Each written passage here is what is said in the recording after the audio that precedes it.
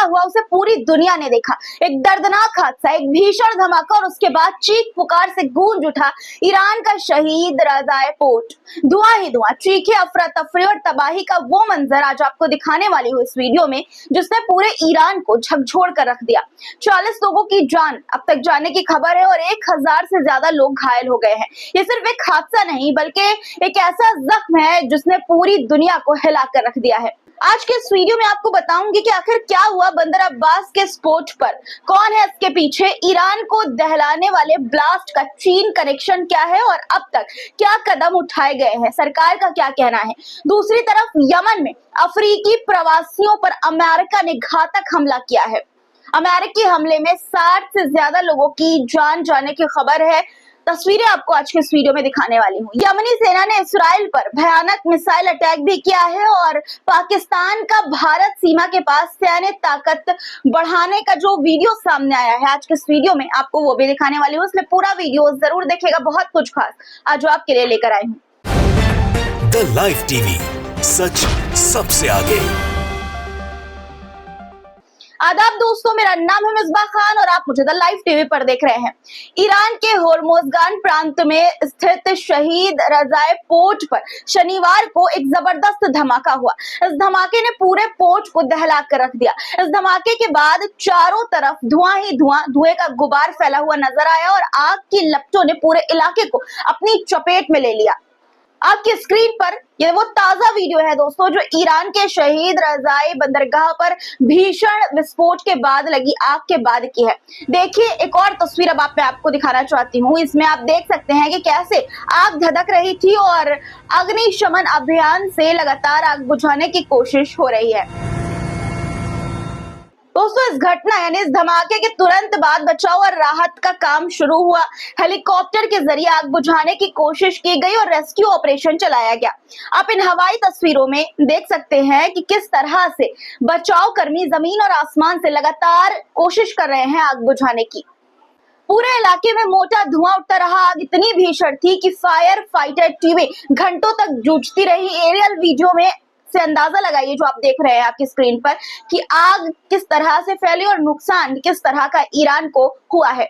इस आग को बुझाने के लिए अब रूस से भी मदद पहुंची है। ईरान 2 रूसी बरेव B-200 अग्निशमन विमान और एक भारी इल्यूशन IL-76 ट्रांसपोर्ट प्लेन बंदर अब्बास पहुंच चुके हैं। अब तक इस हादसे में 40 लोगों से ज्यादा, यानी कि दोस्तों मैंने आपको बताया कि तकरीबन 40 लोगों से ज्यादा, 100 से ज्यादा मौत की खबर आ चुकी है और 1000 से ज्यादा लोगों के घायल होने की खबर है। इसमें से 194 लोग अभी भी अस्पताल में भर्ती हैं, जबकि कई लोगों का इलाज जारी है। हादसे की गंभीरता को देखते हुए 9 घायलों को होर्मुजगान के बाहर दूसरे अस्पताल में भेजा गया है ताकि उन्हें बेहतर इलाज मिल सके। इस घटना के बाद आग को फैलने से रोकने के लिए 38 हेलीकॉप्टर आसमान में उड़ाए गए। इस तबाही के बीच दोस्तों, ये जो ईरान में तबाही हुई, हादसा हुआ, इसके बीच एक दिल को छू देने वाली तस्वीर भी सामने आई है। आपके स्क्रीन पर तस्वीर आप देख रहे होंगे कि रेस्क्यू टीम ने घायल पप्पी यानी कि छोटे से कुत्ते के बच्चे को किस तरह से बचाया और पानी पिलाया। अब बात करते हैं सरकार की दोस्तों। राष्ट्रपति मसूद पेजेश्कियान ने तुरंत इंटीरियर मिनिस्टर एस्कंदर मोमेनी को मौके पर भेजा है। मोमेनी ने यह कहा कि इस घटना की जांच शुरू कर दी गई है और जो भी दोषी पाया जाएगा उसे सख्त सजा दी जाएगी। राष्ट्रपति मसूद पेजेश्कियान ने इस हादसे पर गहरा दुख जताया और सोमवार को पूरे देश में राष्ट्रीय शोक दिवस घोषित कर दिया, यानी कि आज ईरान में राष्ट्रीय शोक दिवस था। ईरान के सर्वोच्च नेता अयतुल्लाह अली खमेनी ने भी इस हादसे पर संवेदना जताई और सभी अधिकारियों को चेताया कि इस तरह की दर्दनाक घटनाओं को रोकना उनकी सबसे बड़ी जिम्मेदारी है।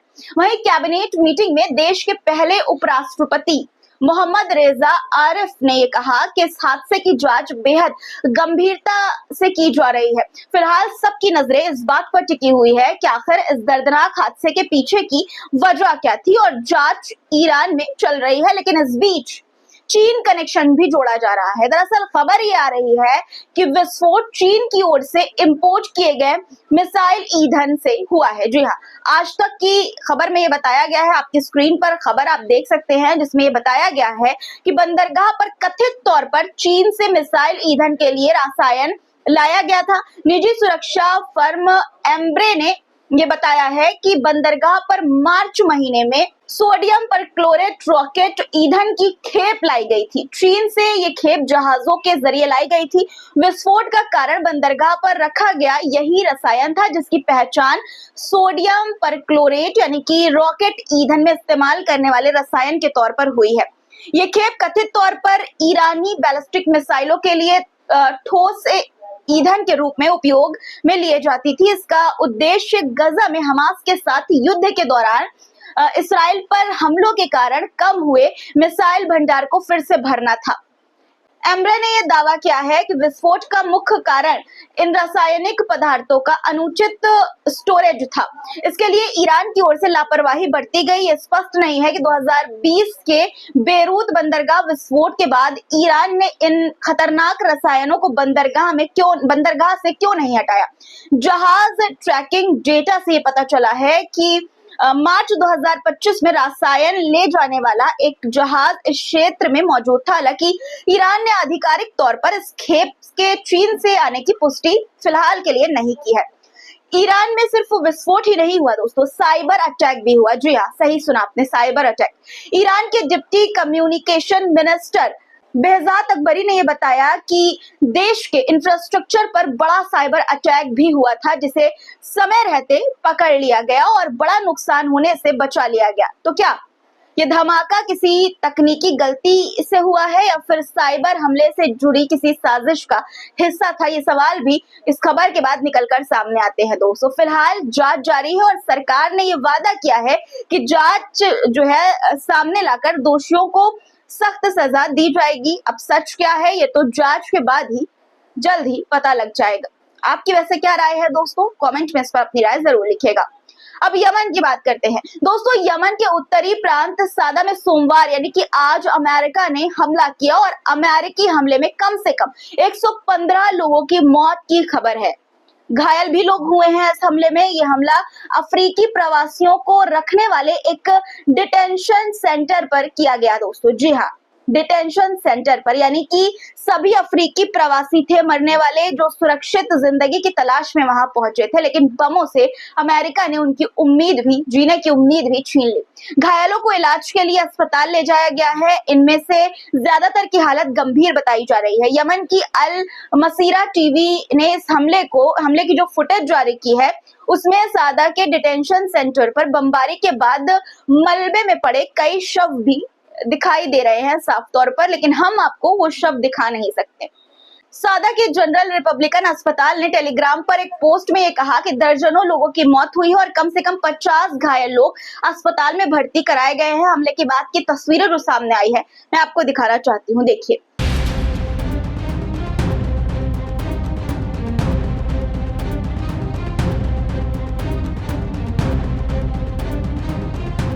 फिलहाल इस हमले को लेकर अमेरिकी सेना की तरफ से कोई प्रतिक्रिया सामने नहीं आई है। हालांकि अमेरिकी सेंट्रल कमांड यानी कि सेंटकॉम ने हमले की खबर सामने आने से पहले एक बयान जारी किया था कि वे अपने एयर स्ट्राइक मिशन के बारे में कोई जानकारी साझा नहीं करेंगे।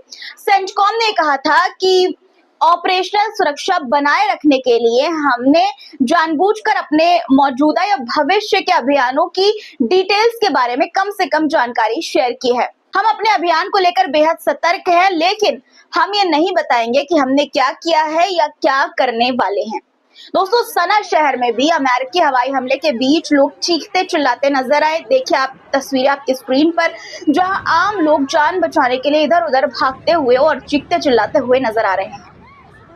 लेकिन यमन ने हार नहीं मानी है। यमनी सेना ने इस्राइल के संवेदनशील सैन्य ठिकानों पर बैलिस्टिक मिसाइल से हमला किया है। जो प्रेस टीवी की खबर है, आपकी स्क्रीन पर वीडियो भी है, आप देख पा रहे होंगे। अब एक चौंकाने वाली खबर सीरिया से आई है जिस पर बात करते हैं। दोस्तों, खबर जो है वो बेहद ही संवेदनशील और हैरान करने वाली है। पूर्व सीरियाई राष्ट्रपति बशर अल असद के पिता हाफिज अल असद की कब्र को अज्ञात लोगों ने खोदा और उनका शव वहां से गायब कर दिया। सोचने वाली बात है दोस्तों कि शव से जो बॉडी है, जो डेड बॉडी है, उससे भी इस तरह की दुश्मनी अब सीरिया में निभाई जा रही है। ये घटना जो है करदाहा में हुई है और फिलहाल जो बॉडी है उसका कोई भी सुराग अभी तक नहीं मिला है। अब बात करते हैं पाकिस्तान और भारत की, भारत पाकिस्तान सीमा की। पहलगाम हमले के बाद भारत पाकिस्तान के बीच तनाव की स्थिति है, किस तरह का माहौल है आप देख रहे हैं। एक तरफ भारत से धमकी दी जा रही है और दूसरी तरफ सोशल मीडिया पर पाकिस्तान ने मीम की जंग छिड़ी हुई है, जिसने दोस्तों सबका ध्यान उन मीम्स पर खींच लिया है कि किस तरह से पानी को लेकर पाकिस्तान के लोग भारत सरकार का मजाक उड़ा रहे हैं, आपने देखा ही है। और अब इस बीच जंग की बात भी कही जा रही है, जंग को लेकर भी लोग मीम्स बना रहे हैं, पाकिस्तान के मजाक कर रहे हैं। और इस बीच दोस्तों प्रेस टीवी की एक खबर आई है जिसके मुताबिक पाकिस्तान ने भारतीय सीमा के करीब 80 किलोमीटर दूर स्वचालित तोपें यानी कि सेल्फ प्रोपेल्ड गन्स तैनात कर दी है दोस्तों। हालांकि अभी तक स्थिति शांत है, लेकिन दोनों देशों के बीच तनाव बढ़ने की आशंका जताई जा रही है। तस्वीरें देखिए जो सामने आई है तोपों की।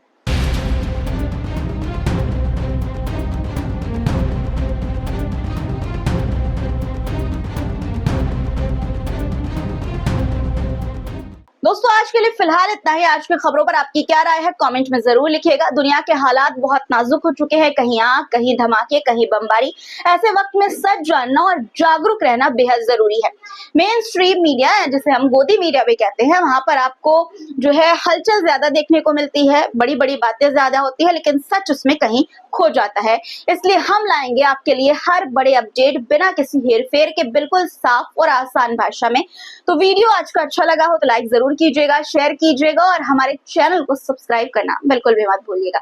मिलते हैं अगले धमाकेदार वीडियो में, तब तक के लिए अपना ख्याल रखिएगा, क्योंकि ख्याल रखना बहुत जरूरी है। खुदा हाफिज।